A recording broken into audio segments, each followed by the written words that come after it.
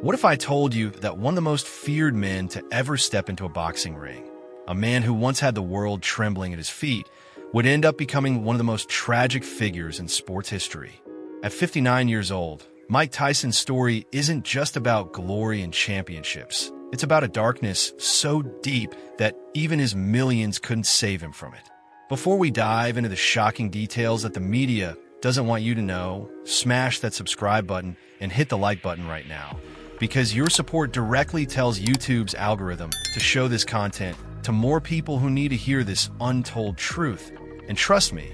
what you're about to discover will change everything you thought you knew about Iron Mike. The algorithm rewards engagement, so your subscription isn't just a click, it's a vote that helps us expose stories that matter, stories that get buried under celebrity glamour and carefully crafted public images. Mike Tyson, the youngest heavyweight champion in history at just 20 years old, the man who knocked out opponents in seconds, who earned over $400 million throughout his career, somehow ended up filing for bankruptcy. But that's just the tip of the iceberg. What really happened behind closed doors is far more disturbing than anyone could imagine. We're talking about a childhood so brutal it would break most people before they even reached adolescence. Growing up in the most dangerous neighborhoods of Brooklyn, where survival meant becoming a predator before you became prey.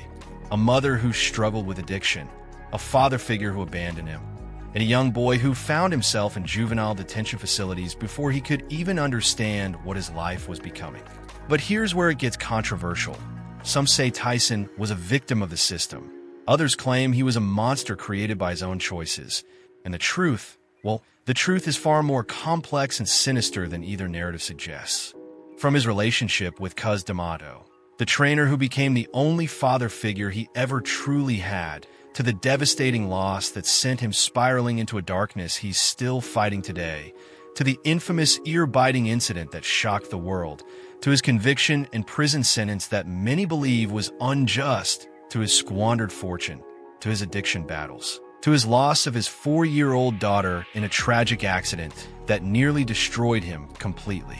Comment below what surprises you most about Mike Tyson's journey, because I guarantee there are details in this video you've never heard before. Make sure you watch until the very end, because the final revelation about what Mike Tyson is dealing with right now at 59 will leave you absolutely stunned and questioning everything you thought you knew about redemption, forgiveness, and whether some tragedies are simply too great to overcome. This is the real story they don't want you to hear. Michael Gerard Tyson was born on June 30th, 1966, in the brutal streets of Brownsville, Brooklyn, one of New York City's most dangerous neighborhoods where violence and poverty were simply a way of life. His father, Jimmy Kirkpatrick, abandoned the family when Mike was just 2 years old,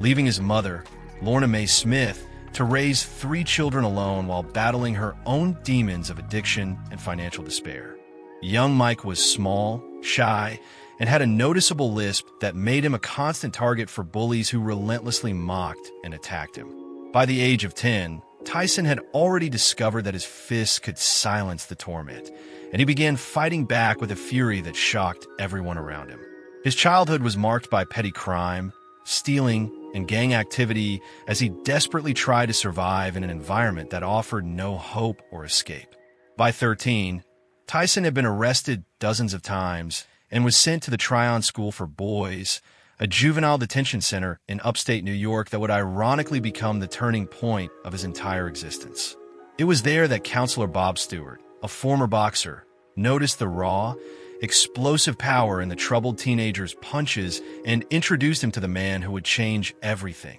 Constantine Cus D'Amato. Cus was a legendary boxing trainer living in Catskill, New York, a stern disciplinarian with an obsessive belief that he could mold the perfect fighter. When Cus first saw 14-year-old Mike Tyson, he reportedly said he had found the heavyweight champion of the world before the boy had even thrown a professional punch. Cus became Mike's legal guardian after his mother died of cancer in 1982, giving the lost teenager the only real father figure he would ever know.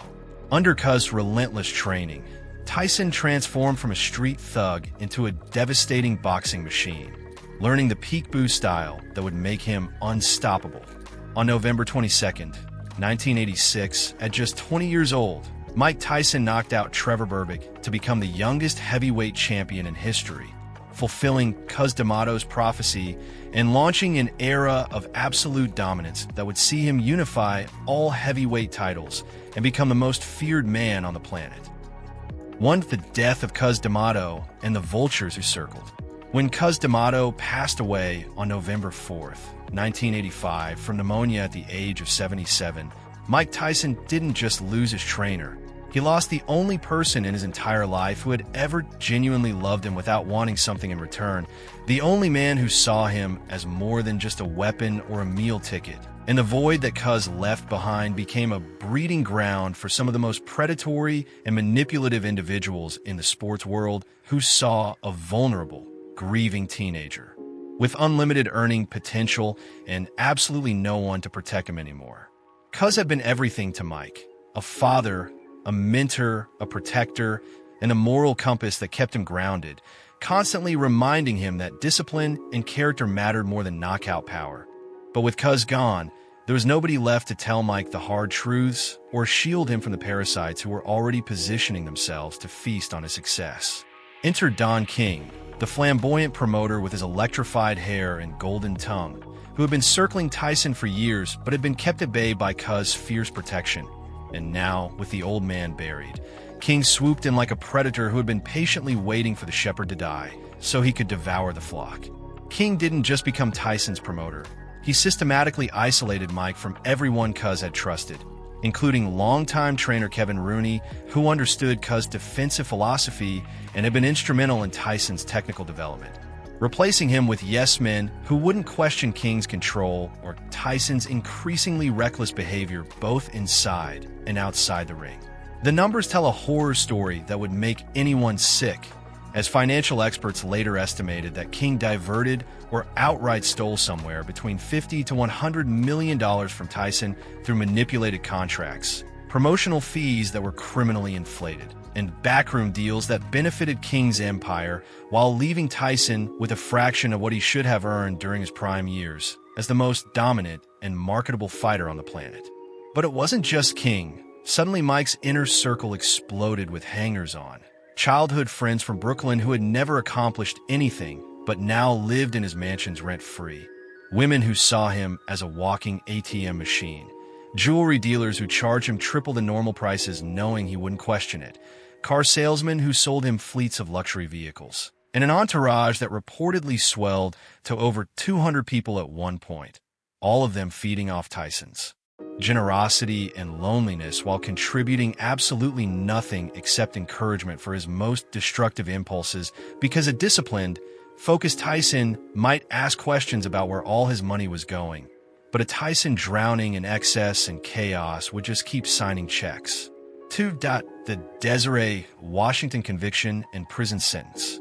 On July 19, 1991, Mike Tyson met 18-year-old Desiree Washington, a Miss Black America contestant, at a pageant rehearsal in Indianapolis. And what happened in the early morning hours of that night, in room 606 of the Canterbury Hotel, would become one of the most controversial and life-altering events in sports history. With Tyson maintaining his complete innocence even decades later, while a jury of his peers found him guilty of rape after deliberating for nearly 10 hours. The trial itself was a media circus that captivated the nation, with prosecutor Gregory Garrison painting Tyson as a predator who used his fame and power to lure an innocent young woman to his hotel room under false pretenses, claiming he wanted to talk, and then forcing himself on her despite her repeated refusals. While Tyson's defense team, led by Vincent Fuller, a high-profile Washington lawyer with no experience in criminal rape cases, seemed almost incompetent in their strategy, failing to call witnesses who could have corroborated Tyson's version of events, and making bizarre decisions like not allowing Tyson himself to testify with the passion and authenticity that might have humanized him to the jury. Desiree Washington testified that Tyson had called her at 2 in the morning, picked her up personally despite having a chauffeur, drove her to his hotel, and once in the room became aggressive and violent, holding her down and assaulting her while she cried and begged him to stop,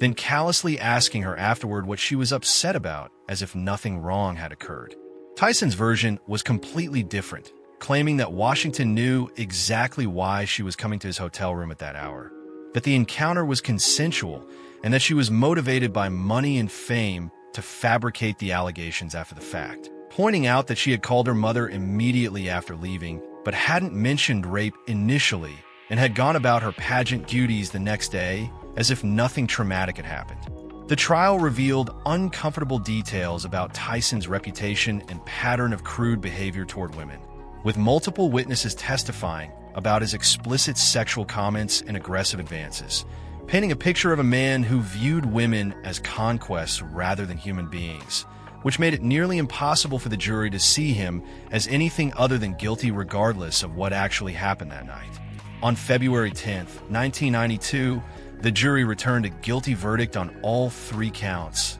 and on March 26th, Judge Patricia Gifford sentenced Tyson to 6 years in prison with 4 years suspended, meaning he would serve a maximum of 3 years behind bars at the Indiana Youth Center, a medium-security facility that would strip away his championship belts, his prime fighting years, and his freedom during what should have been the absolute peak of his dominance in the heavyweight division. The conviction destroyed Tyson's public image overnight, transforming him from a controversial but celebrated athlete into a convicted rapist that corporate sponsors abandoned, that commentators vilified, and that many fans turned against, creating a stigma that would follow him for the rest of his life, regardless of his insistence that he was innocent and had been railroaded by a system that was eager to take down a powerful black man who didn't know how to navigate the legal complexities he faced.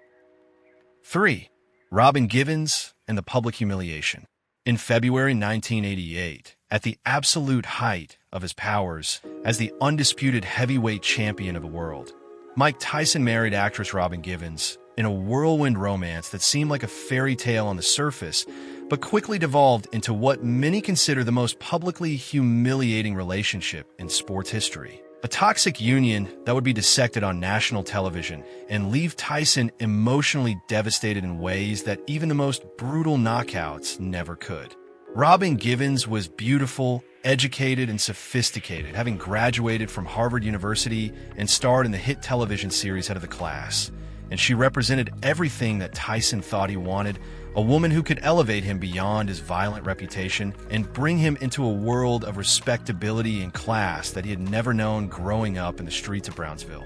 But the marriage was troubled from the very beginning, with rumors of explosive arguments, physical altercations, and Givens allegedly being more interested in Tyson's fortune than in building a genuine partnership.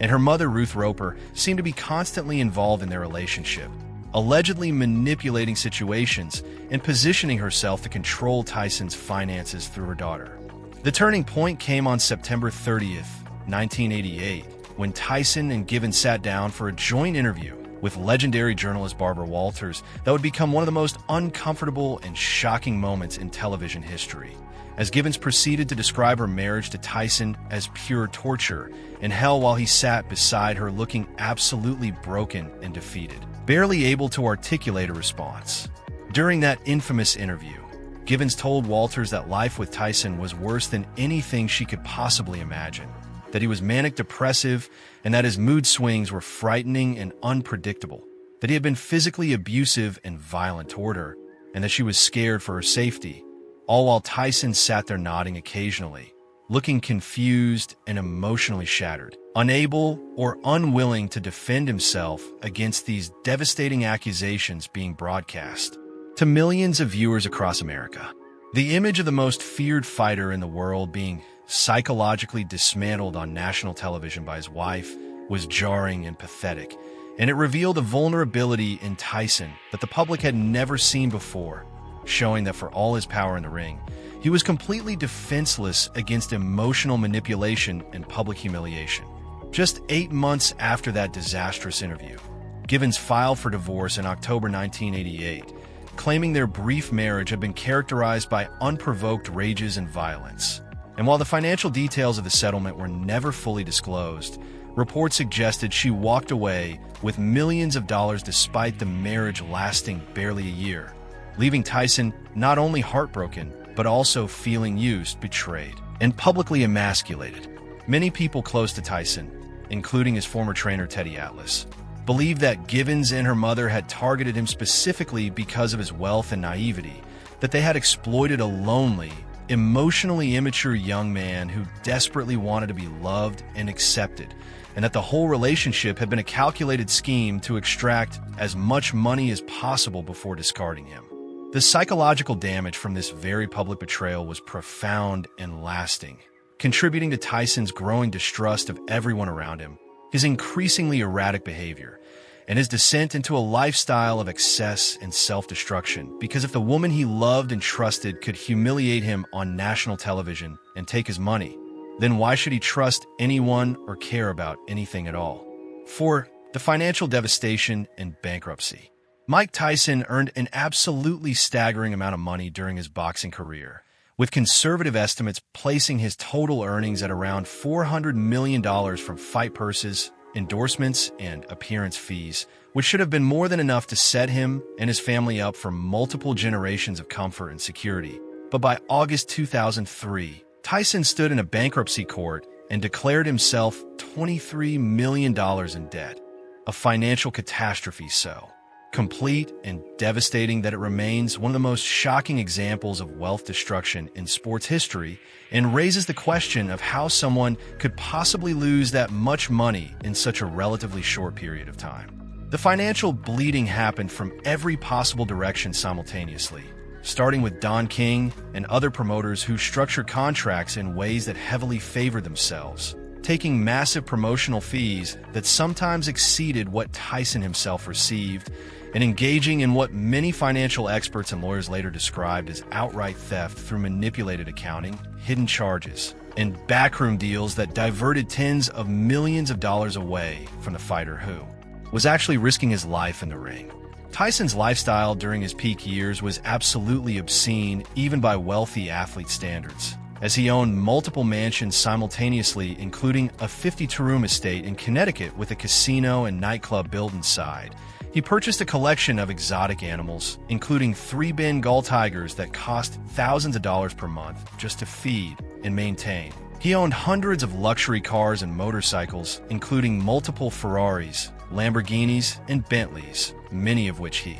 gave away on impulse to friends and acquaintances. And he spent millions on jewelry, including a reported $2 million on a single gold bathtub. But perhaps the most financially devastating aspect of Tyson's spending was his entourage, a bloated collection of hangers-on, childhood friends, distant relatives, and opportunists who lived off his generosity without contributing anything of value, with some estimates suggesting that at his peak Tyson was financially supporting over 200 people who lived in his properties, traveled with him, and received monthly allowances, all while encouraging his worst impulses because as sober, disciplined Tyson might realize he was being bled dry and cut them off. The divorce settlements also took massive chunks of his wealth, with his marriage to Robin Givens costing him millions despite lasting less than a year, and his subsequent marriage to Monica Turner ending in 2003 with another expensive settlement that included child support payments.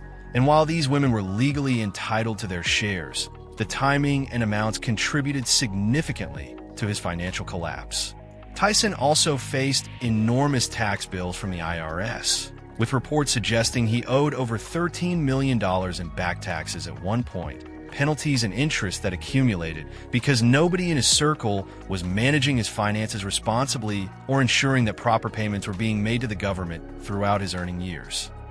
The bankruptcy filing in 2003 revealed the full extent of the disaster, with Tyson's debts including $9 million to the IRS, $4 million to the British tax authorities, attorney fees, unpaid loans, and settlement from various lawsuits, while his assets had dwindled to practically nothing because the mansions, cars, jewelry, and other physical possessions had either been sold, repossessed, or lost their value. What makes Tyson's financial devastation so heartbreaking is not just the loss of money, but what it represents: a systematic exploitation of a man who grew up in poverty, never received proper financial education, trusted the wrong people, and was surrounded by vultures who saw him as an endless resource to be drained rather than a human being to be protected, leaving him broke, desperate, and forced to participate in embarrassing exhibition fights and media appearances just to survive in his later years.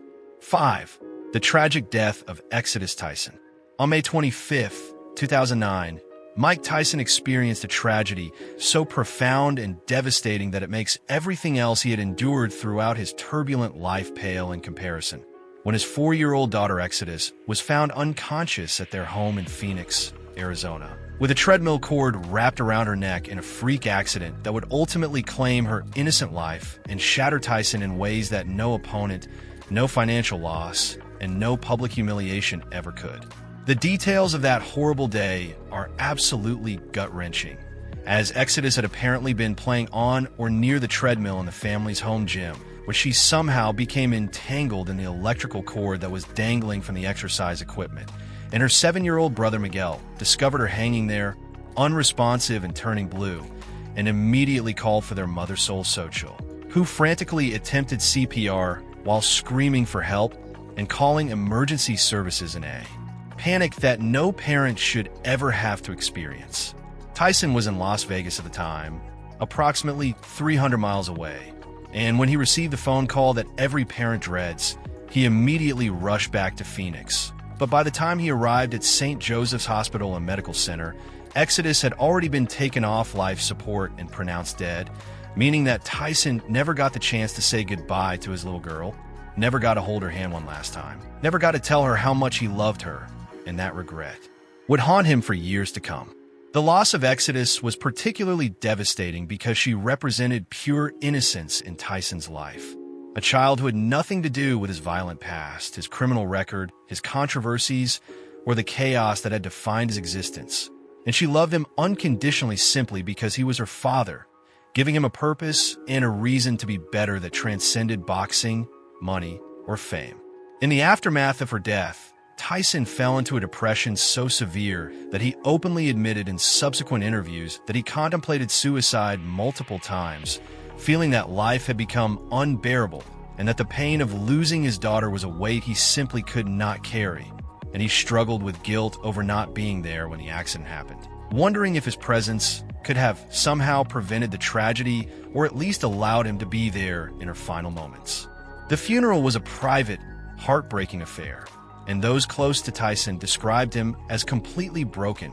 barely able to function, and questioning everything about his life, his choices, and whether he deserved any happiness at all after everything he had done throughout his career and personal life. What makes Exodus's death even more tragic is that it came at a time when Tyson was genuinely trying to turn his life around, staying sober, being a more present father, and attempting to build healthier relationships with his children, and this horrific accident felt like a cruel punishment from the universe, as if he was being told that no matter how hard he tried to change, tragedy would always find him. Friends and family members reported that Tyson's personality changed fundamentally after losing Exodus, with the swagger and bravado that had defined him being replaced by a more somber, introspective, and spiritually seeking version of himself who talked openly about death, mortality, and the meaninglessness of his former glory when compared to the loss of his child. Even today, more than a decade later, Tyson becomes visibly emotional whenever Exodus is mentioned in interviews, his voice cracking and tears forming as he describes the pain that never truly goes away, the empty space in his heart that can never be filled, and the realization that all his strength, all his money, and all his fame were completely powerless to protect the one person who mattered most. 6. Current struggles with health, identity, and mortality. At 59 years old, Mike Tyson is dealing with physical and psychological challenges that paint a sobering picture of a man whose body has been ravaged by decades of brutal combat and whose mind continues to wrestle with demons that fame, money, and public adoration could never quiet. As he faces the reality that the immortal warrior who once seemed invincible is now a mortal man, confronting his own fragility and the inevitable approach of death with a mixture of fear, acceptance, and desperate, searching for meaning. Tyson suffers from severe sciatica, a debilitating nerve condition that causes shooting pain down his legs and back, leaving him unable to walk without assistance during flare-ups. and he has been photographed multiple times using a wheelchair in airports and public spaces, requiring a cane for mobility, which is jarring and heartbreaking to see when you remember the explosive athlete who used to move around the ring with the speed and grace of a much smaller man. The physical deterioration is not just about sciatica, as Tyson has also dealt with the cumulative effects of taking thousands of punches throughout his career, the wear and tear on joints and bones from training and fighting at the highest level, and the general aging process that affects everyone but seems particularly cruel when it happens to someone whose entire identity was built on physical dominance and power. Beyond the physical struggles, Tyson has been remarkably open about his mental health battles, frequently discussing his ongoing fight with depression, his history of drug and alcohol addiction that nearly killed him multiple times, and his experimentation with psychedelic substances, including toad venom,